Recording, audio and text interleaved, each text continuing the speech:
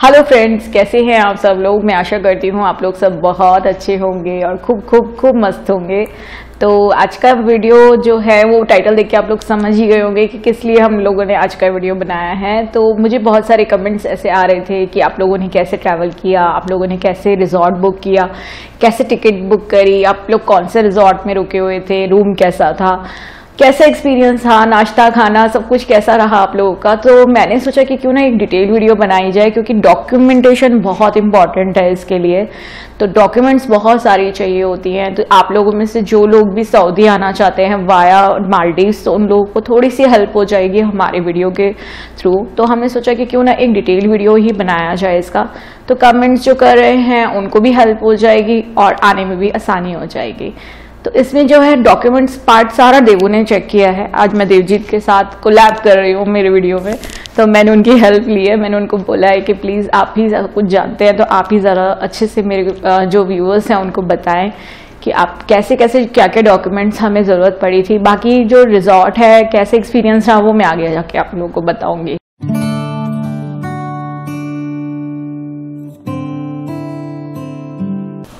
Hello friends, जैसा कि अभी मधुमिता ने आप सबको बताया कि आज हम अपना एक्सपीरियंस शेयर करने वाले हैं किस तरीके से हम लोगों ने ट्रैवल किया था जब हम इंडिया से सऊदी अरेबिया हम लोग पहुंचे थे और वाया मालदीव्स हम लोग आए थे। तो सबसे पहले आप लोगों को ध्यान रखने वाली बात ये है कि सबसे पहले आपको एक टिकट बुक करना है फ्रॉम इंडिया टू मालदीव्स। लेकिन उससे भी पहले आज की डेट में जो मेन कंडीशंस है, जो सऊदी अरेबिया ने रेस्ट्रिक्शंस लगाई हुई हैं कि आपको वैक्सीनेटेड होना जरूरी है। दोनों डोजेज आपके कंप्लीट होने चाहिए और दोनों डोजेज के बीच में आपको कितने दिन का गैप चाहिए। तो मिनिमम 28 डेज है, तो आप लोग 30 डेज का गैप रख सकते हो।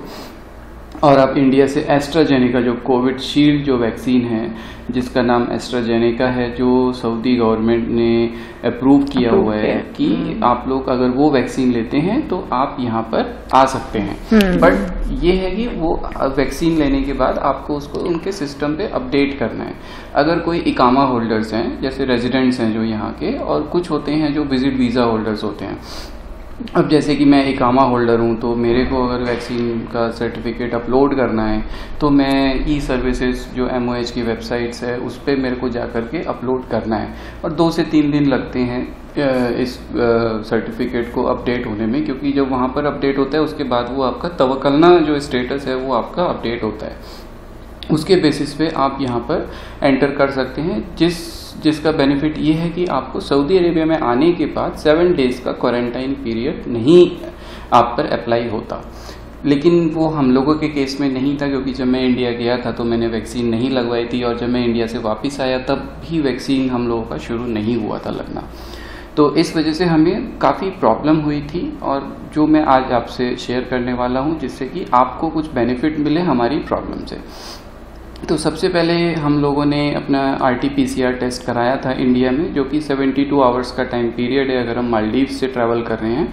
और मालदीव्स और सबसे इम्पॉर्टेंट चीज़ ये है कि जब भी आप ट्रैवल करें आउट ऑफ इंडिया और आफ्टर कोविड, तो आप ट्रैवल इंश्योरेंस ज़रूर खरीदें किसी भी इंश्योरेंस कंपनी से। इंडिया में बहुत सारी इंश्योरेंस कंपनीज़ हैं, ICICI, लोम्बार्ड है, रिलायंस है, और भी बहुत सारी XYZ कंपनीज़ हैं। आप लोग गूगल करेंगे तो आपको मिल जाएगा और मैं डिस्क्रिप्शन बॉक्स में भी आपको कुछ कंपनीज़ के लिंक शेयर कर दूंगा।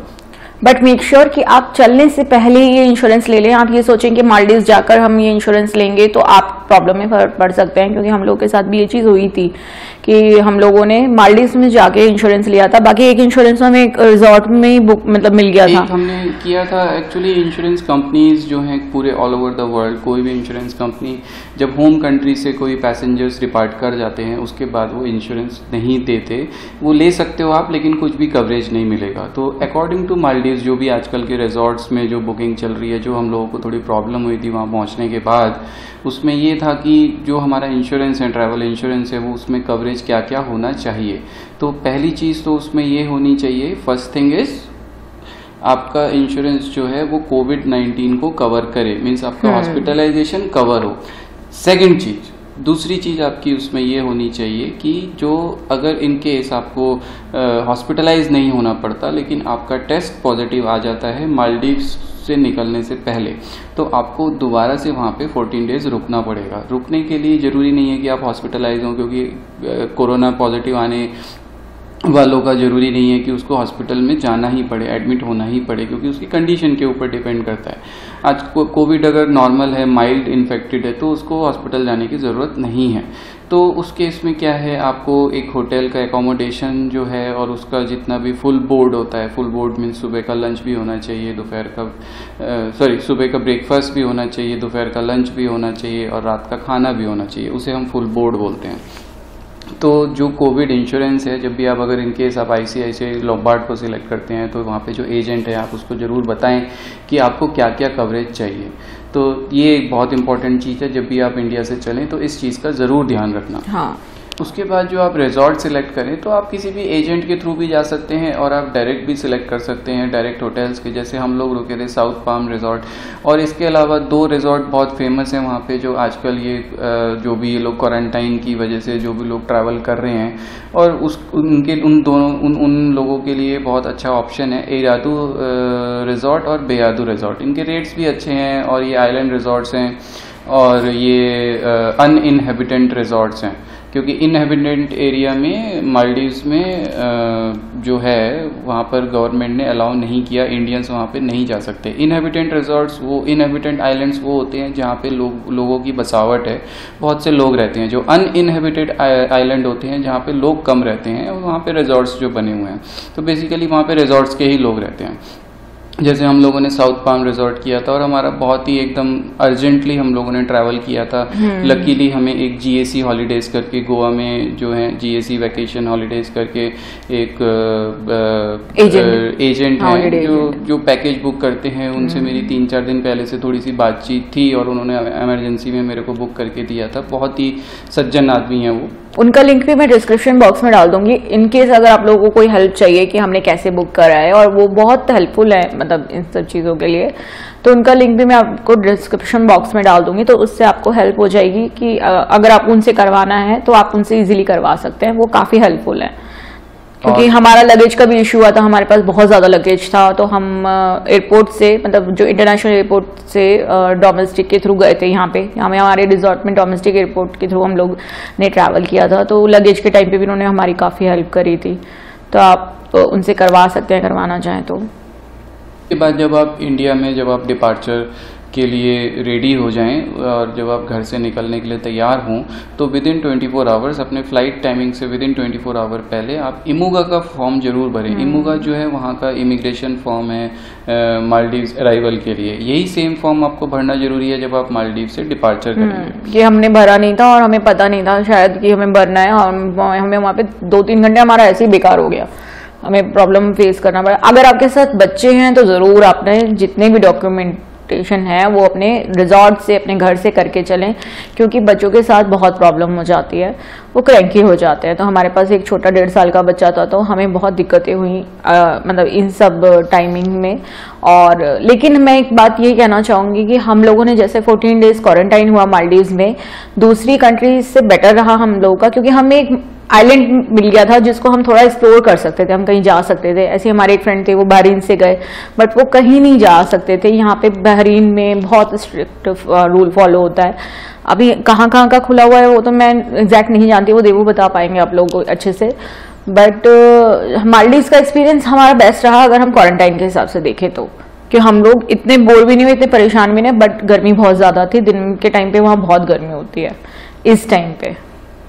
और एक बहुत ज़रूरी बात कि अगर बाई चांस आपका वैक्सीन नहीं हो पाता है इंडिया से चलने से पहले, तो आपको सऊदी में आने, मतलब मालदीव से जब आप डिपार्ट करेंगे तो सऊदी में पहुंचने से पहले आपके पास यहाँ का क्वारंटाइन पैकेज बुक होना चाहिए। तो इन केस जैसे मालदीव से सऊदी आने का जो ऑप्शंस हैं वो सऊदीया एयरलाइन से ही अगर आप आएँ तो ज़्यादा अच्छा है, क्योंकि उसका पैकेज भी सऊदीया हॉलीडेज़ की वेबसाइट है, जो लिंक मैं आपको डिस्क्रिप्शन बॉक्स में हम लोग शेयर कर देंगे। तो सऊदीया हॉलीडेज़ की वेबसाइट से आप अपना क्वारंटाइन पैकेज बुक कर सकते हैं। अगर आप फैमिली के साथ हैं तो आप एज पर family 2 adults, husband wife with children भी आप बुक कर सकते हैं। जो भी फेयर है वो सऊदीया हॉलीडेज़ की वेबसाइट पे आपको शो हो जाएगा। वहाँ पे आप यहाँ के क्रेडिट कार्ड या डेबिट कार्ड से पे कर सकते हैं। जो सऊदीया बेस्ड जो भी आपके पास डेबिट कार्ड्स होंगे वहाँ से आप पे कर सकते हैं, उसको बुक कर सकते हैं। मेक श्योर कि ये आपके पास पहले से हो, और अगर कोई विजिट वीज़ा पे है तो उसके पास ट्रैवल इंश्योरेंस जरूर होना चाहिए। इकामा होल्डर्स के लिए ज़रूरी नहीं है कि वो ट्रैवल इंश्योरेंस खरीदे जब वो सऊदी अरेबिया आने वाले हों, लेकिन जब वो मालदीव्स जाने वाले हों तो उनके पास ट्रैवल इंश्योरेंस जरूर होना चाहिए, इरेस्पेक्टिव ऑफ कि वो इकामा होल्डर है, क्योंकि वो मालदीव्स के लिए as a tourist visa consider होते हैं। बट विजिट वीज़ा, अगर जैसे मैं विजिट वीज़ा में हूँ और ये इकामा होल्डर है, तो हम लोगों का क्या था, मेरा ज़रूर मतलब कोविड-19 इंश्योरेंस हमने मालदीव्स में रह के लिया, जो कि नहीं लेना चाहिए, हमें इंडिया से ही लेना चाहिए। ये इंश्योरेंस वाला पार्ट बहुत इंपॉर्टेंट है, इसको जरूर नोट डाउन कर लीजिएगा कि इंश्योरेंस आपको हर हाल में लेना ही लेना है, क्योंकि अगर आपके पास इंश्योरेंस नहीं होगा तो ट्रैवल करने में बहुत प्रॉब्लम होगी। हमें इमिग्रेशन के टाइम पे बहुत प्रॉब्लम हो रही थी। राइट।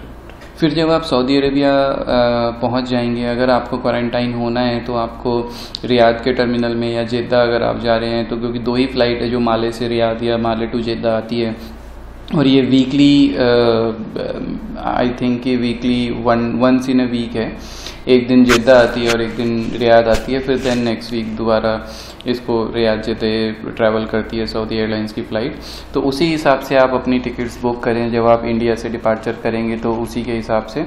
और दूसरी इसमें इम्पॉर्टेंट बात ध्यान रखने वाली ये है कि आप 14 डेज़ कैसे काउंट करेंगे कि आपके पूरे हो चुके हैं।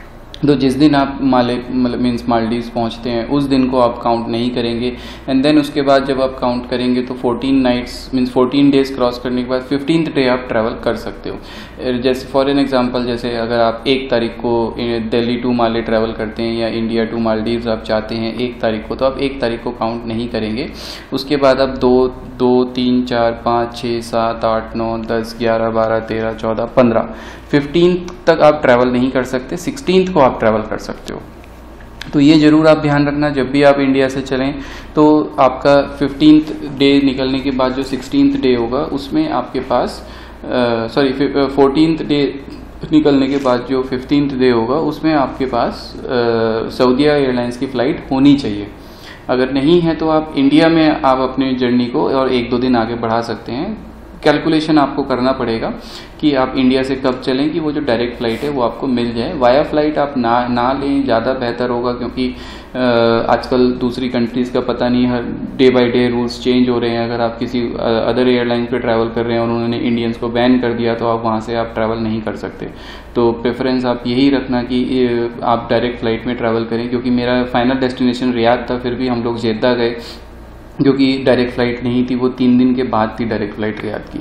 तो जब हम जेद्दा गए तो हम लोग वहाँ पे क्वारंटाइन हुए और उसके बाद फिर हम लोग यहाँ पे रियाद में। और क्वारंटाइन भी तो 4 आवर्स के अंदर अंदर ही आप लोगों को क्वारंटाइन होना है, इसी वजह से हम जेद्दा में क्वारंटाइन हुए थे, और नहीं तो हम फ्लाइट पकड़ के यहाँ पे भी आके क्वारंटाइन हो सकते थे, रियाद में भी।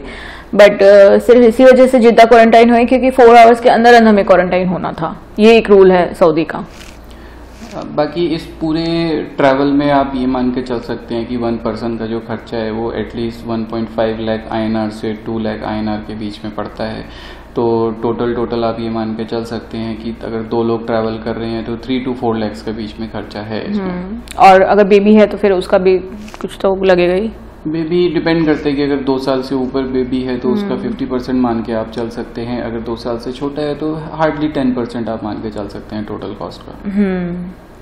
तो हो गया सारा ट्रैवलिंग का रिगार्डिंग। तो यही कंप्लीट हम लोगों का एक्सपीरियंस है ट्रैवल का, जो हमने प्रॉब्लम फेस करी, किस तरीके से हम लोगों ने ट्रैवल किया, किस तरीके से हम लोग यहाँ पहुँचे, हम लोगों ने सारी इन्फॉर्मेशन आपको दी है। अगर आपको कोई और क्वेश्चंस हो तो आप कमेंट बॉक्स में हमें मेंशन कर सकते हैं, आपको हम पूरी इन्फॉर्मेशन देंगे।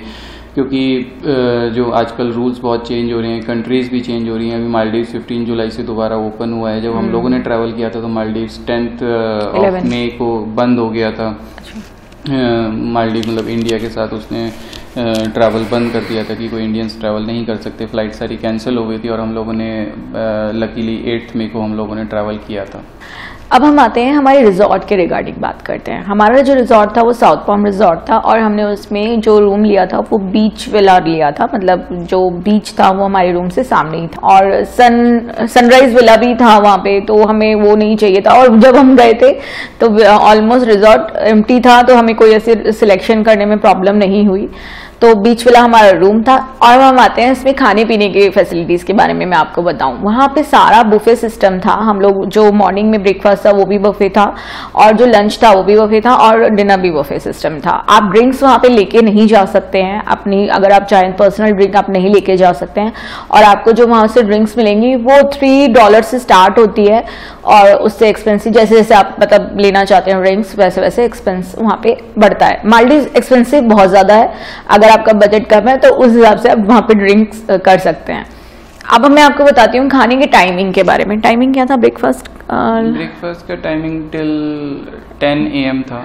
हाँ, हमें सबसे ज्यादा जो प्रॉब्लम हुई क्योंकि हम दोनों ब्रेकफास्ट पर्सन बिल्कुल भी नहीं है। हम लोग मतलब लंच ही करते हैं डायरेक्ट, हम लोग बहुत कम ही होता है जो हम ब्रेकफास्ट करते हैं।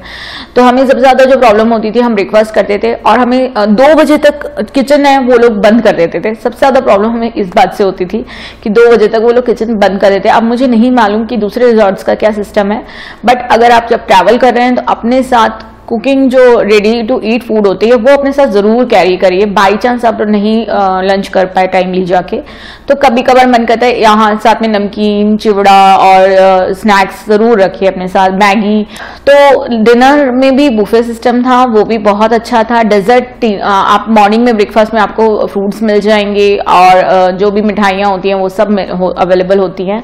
खाने की कोई प्रॉब्लम नहीं होती है, बस टाइमिंग का थोड़ा सा, अगर आप लोग ब्रेकफास्ट पर्सन है, लंच टाइमली करते हैं तो वो तो फिर कोई बात ही नहीं है, कोई प्रॉब्लम ही नहीं है। बट हम लोग के साथ थोड़ा सा टाइमिंग को लेकर था, क्योंकि 2 बजे के बाद वो लोग किचन बिल्कुल वाइंड अप कर देते थे, रेस्टोरेंट बंद कर देते थे। आप 2 बजे के बाद वहां पे लंच नहीं कर सकते हैं जाके, जो उनकी टाइमिंग है उसी के टाइमिंग के अंदर अंदर आपको लंच, ब्रेकफास्ट एंड डिनर करना पड़ेगा। बस एक यही मुझे जो कि लगा कि टाइमिंग नहीं होनी चाहिए, क्योंकि आप एक आइलैंड पे हो तो आपको खाने पीने की फैसिलिटीज 24 आवर्स मिलनी चाहिए, क्योंकि आप कहीं जा नहीं सकते, किसी रेस्टोरेंट नहीं जा सकते, कहीं बाहर नहीं जा सकते, इसलिए।